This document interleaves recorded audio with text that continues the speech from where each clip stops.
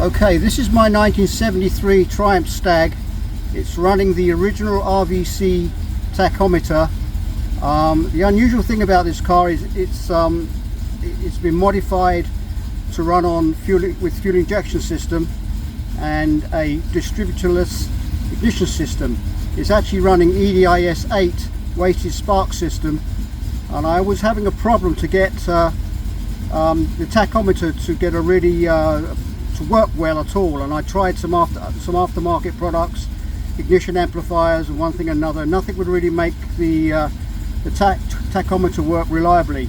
I came across Clocks for Classics, and I contacted Mark Willows, who owns Clocks for Classics, and working with him I sent some signals over from the EDIS module. Actually it's the tach output from the actual ignition module itself. It's pin 2 if anybody knows the system. And Mark, I have a scope, and I sent the traces over, and Mark worked with the traces and sent me a modified UniTacho board, and I installed it, and as you can see it's working absolutely brilliantly. It's accurate, the needle's rock steady. You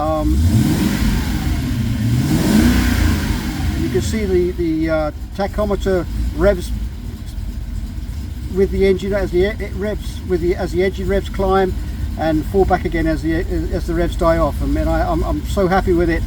I doubt if many people are running the EDIS system on Stags, but if you are on other cars and you're having a problem with getting the tachometer to work, or come to that any other issue you may be having with an RVC tachometer, the electronics is pretty old in them now.